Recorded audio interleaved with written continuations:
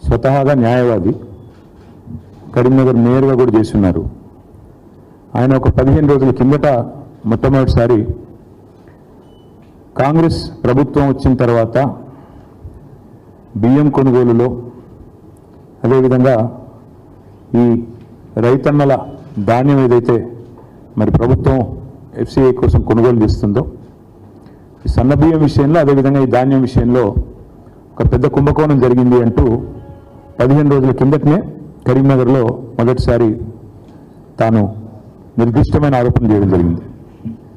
ప్రభుత్వం నుంచి ఏ రకమైన స్పందన కూడా ఈ 15 రోజుల్లో రాలేదు.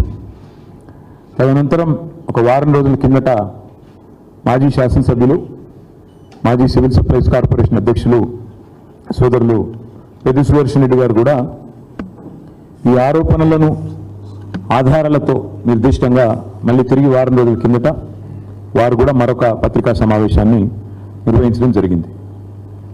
ప్రభుత్వం ఇప్పటి వరకు, ముఖ్యంగా ప్రభుత్వంలో ఉండే బాధ్యులు, గౌరవ మంత్రి ఉత్తమ్ కుమార్ రెడ్డి కానీ లేదా ముఖ్యమంత్రి రేవంత్ రెడ్డి కానీ ఈ రోజు వరకు ఈ కుంభకోణం మీద కనీసం పెదవి విప్పడం లేదు.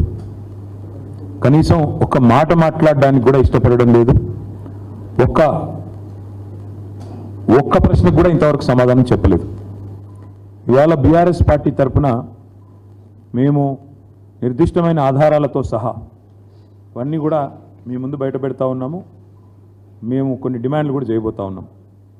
మేము మొదటి నుంచి చెప్తా వచ్చింది ఒకటే, కాంగ్రెస్ అంటేనే మరి బీఆర్ఎస్ అంటే స్కీములు, కాంగ్రెస్ అంటే స్కాములు. నిజానికి కాంగ్రెస్ అంటేనే స్కామ్ గ్రేస్ అని పిలుస్తారు. కుంభకోణాల కుంభమేళ జరుగుతుంది తెలంగాణలో ఈ కాంగ్రెస్ వస్తే అనే మాట మేము ఎన్నికల ముందు 6 నెలల ముందే చెప్పడం జరిగింది.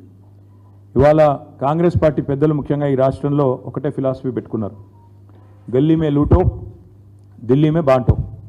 అంటే ఇక్కడ దోచుకో, గల్లీలో దోచుకో, ఢిల్లీలో అక్కడ ఉండే కాంగ్రెస్ పెద్దలకు, అక్కడ ఉండే వారికి మరి అందులో ఎందుకంటే సామంతరాజులు కప్పాలు కట్టాలి కాబట్టి ఇక్కడి నుంచి అక్కడి వరకు వారు పంపకాలు, సూట్ కేసులు మోయడం ఇవన్నిట్లో బిజీగా ఉన్నారు. ఇవాళ ఏది వదలట్లేదు వీళ్ళు. రైతన్నల ధాన్యం నుంచి విద్యార్థుల అన్నం వరకు అన్నింటి మీద కూడా ఇవాళ కుంభకోణాలకు తెరలేపింది కాంగ్రెస్ ప్రభుత్వం. ఈ 2 కుంభకోణాలు కలిపి నేను మొత్తం వివరంగా చెప్తాను. ఇటు రైతులేమో పడిగాపులు పడుతుంటే రోడ్ల మీద ఇంకా ధాన్యం కొనుగోలు పూర్తిగాక అకాల వర్షాలతో సతమతమయ్యి కొనుగోలు కేంద్రాలలో రైతులు కన్నీళ్లు పెట్టుకుంటే, మరొకవైపు ప్రభుత్వం మాత్రం ధాన్యం కొనుగోలు మీద దృష్టి పెట్టకుండా వాళ్ళు చాలా బిజీగా ఈ ధాన్యం కుంభకోణం మీద దృష్టి పెట్టి మరి స్వయంగా ముఖ్యమంత్రి గారి పేషీ నుంచి పౌర సరఫరాల శాఖ డిపార్ట్మెంట్ నుంచే ఈ కుంభకోణం జరిగిందనేది మాకు వస్తున్న ఇన్ఫర్మేషన్. ప్రభుత్వ ఖజానాకు గండి కొట్టడం, కొంతమంది కాంట్రాక్టర్లకు దోచిపెట్టడం, వాళ్ళు వీళ్ళు కలిసి చీకటి దందా చేసి ఒక 1000 కోట్ల రూపాయల కుంభకోణం ఈరోజు నేను నిర్దిష్టంగా చేస్తున్న ఆరోపణ. ఇప్పటికే రాష్ట్రంలో బీ ట్యాక్స్ అని, ఆర్ ట్యాక్స్ అని, ఆర్ఆర్ ట్యాక్స్ అని, యూ ట్యాక్స్ అని రకరకాలుగా ట్యాక్స్ల గురించి వింటా ఉన్నాం, అన్అఫీషియల్ ట్యాక్స్ల గురించి వింటా ఉన్నాం.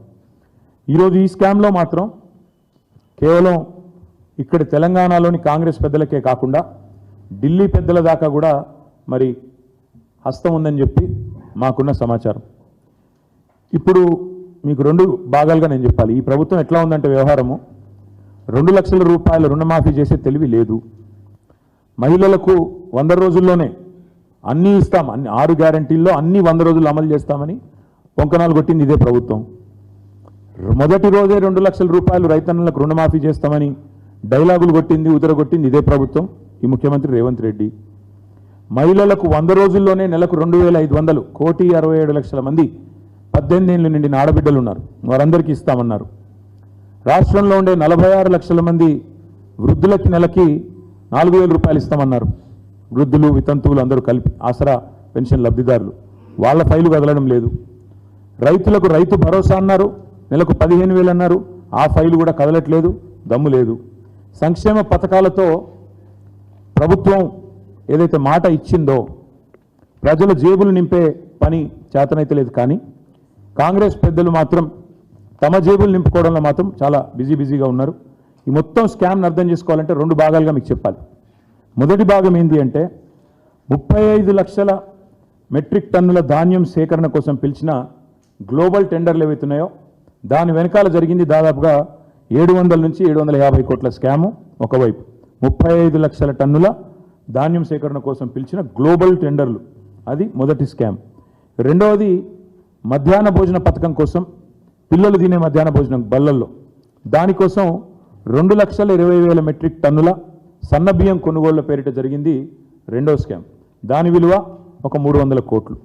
రెండు కలిపితే 1,011 కోట్ల కుంభకోణం, 1,100 కోట్ల కుంభకోణానికి తెరలేపింది కాంగ్రెస్ సర్కార్.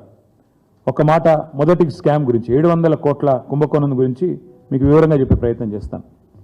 మిల్లర్ల దగ్గర 35 లక్షల మెట్రిక్ టన్నుల ధాన్యాన్ని ఏదైతే సేకరించినామో మా ప్రభుత్వం ఉన్నప్పుడు, దాన్ని విక్రయించేందుకు 3 నెలల కిందట రాష్ట్ర ప్రభుత్వ ఆదేశాలతో పౌర సరఫరాల శాఖ, సివిల్ సప్లైస్ కార్పొరేషన్ గ్లోబల్ టెండర్ల కహానికి తెరలేపింది.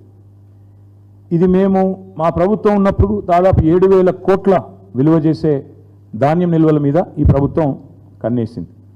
అధికారంలోకి వచ్చి 50 రోజులు కాకముందే ఈ దోపిడీకి తెరలేపి జనవరి 25 నాడు కమిటీ వేసేది జనవరి 25, మార్గదర్శకాలు గైడ్లైన్స్ ఇచ్చేది అదే రోజు, టెండర్లు పిలవడం కూడా అదే రోజు.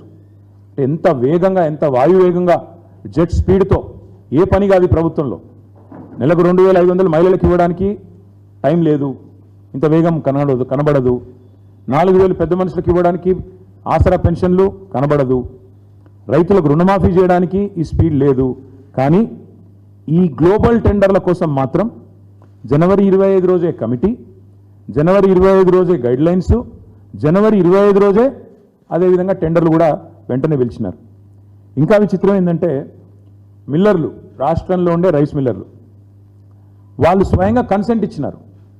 ఆనాడు సివిల్ సప్లైస్ డిపార్ట్మెంట్కి, ఆనాడు కానీ ఈనాడు కానీ 2,100 రూపాయలకు మేము కొనుగోలు చేయడానికి సిద్ధంగా ఉన్నాం అని రాష్ట్రంలో ఉన్న రైస్ మిల్లర్లు ప్రభుత్వానికి వాళ్ళు కన్సెంట్ ఇస్తే, కన్సెంట్ అంటే వాళ్ళ ఉద్దేశం ఇనిషియేటివ్ తీసుకొని మేము తీసుకుంటాం అని వాళ్ళు ఆఫర్ ఇస్తే దాన్ని రిజెక్ట్ చేసి వాళ్ళ మాట వినకుండా గ్లోబల్ టెండర్ల పేరిట కొన్ని ప్రత్యేక నిబంధనలు పెట్టి, ఇంత టర్నోవర్ ఉండాలి, ఇంత టర్నోవర్ ఉండాలని చెప్పి కొన్ని నిబంధనలు పెట్టి వీళ్ళందరూ ఎవరైతే రైస్ మిల్లర్లు పాపం చిన్నవాళ్ళు ఉన్నారో వాళ్ళందరినీ కూడా ఇందులో పక్కకు నెట్టి ఇవాళ గ్లోబల్ టెండర్లను పిలిచి ఈ గ్లోబల్ టెండర్లు 4 కంపెనీలకు వచ్చేటట్టు రింగ్ చేసినారు.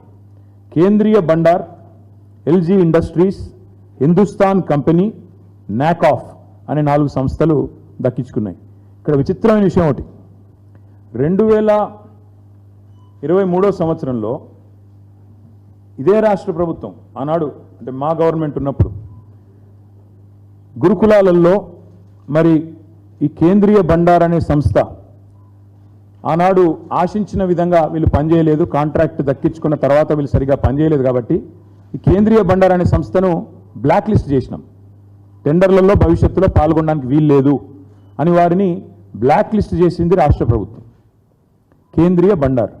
విచిత్రం ఏంటంటే ఈ ప్రభుత్వం రాగానే ఆ కేంద్రీయ బండార్ అనే సంస్థ ఏదైతే ఉన్నదో దానికోసం రూల్స్ రిలాక్స్ చేసి బ్లాక్ లిస్ట్లో ఉన్నదాన్ని తీసేసి తొలగించి ఇవాళ 4 కంపెనీలకే మొత్తానికి అక్కడ మిల్లర్లు 2,100 రూపాయలకు కొనుగోలు చేస్తామని సుముఖత వ్యక్తం చేసినా వాళ్ళు అల్టిమేట్గా చేసింది ఏంటి అంటే మరి చక్కగా 1,885 నుంచి 2,007 రూపాయలకు, 1,885 నుంచి 2,007 రూపాయలకు ఒక బ్యాండ్ ఫిక్స్ చేసి 4 సంస్థలు కుమ్మక్కై మరి పూర్తి స్థాయిలో 2,100లకు దాదాపు 200 రూపాయలు తగ్గించి మరి కుంభకోణం చేసి ఈ 4 సంస్థలు ఇంక్లూడింగ్ ఒక బ్లాక్ లిస్టెడ్ సంస్థకు కట్టబెట్టిండ్రు.